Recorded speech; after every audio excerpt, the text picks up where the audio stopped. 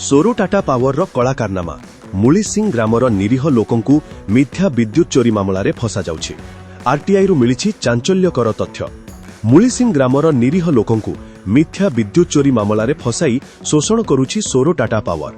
RTI रु मिलिथिबा तथ्य सुनिले आपण भी आश्चर्य होइजिबे। कोन एही चांचल्यकर आरटीआई तथ्य? एकाकी रेड आरटीआई कहूछि रेड समय रे पूरा टीम थिले, किंतु रेकर्ड रे केवल जणे अधिकारींक एसके दास नाम। गोटिए एनफोर्समेंट रेड कोन जणे व्यक्ति करिबा संभव?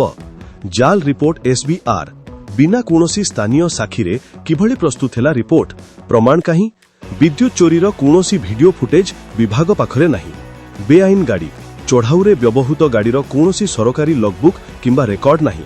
एहा न्याय ना निरीह जनतांकु हैरान करी निजर टार्गेट पूरण करिबार एक बड़ षडयंत्र। आमे एही अन्याय विरुद्धरे स्वर उत्तोलन करिबो। एही भिडियो को एते शेयर करंतु जेमिति उच्च कर्तृपक्षों पाखरे एही खबर पहुंचिबो। न्याय पाई आमे लढिबु। जय जगन्नाथ।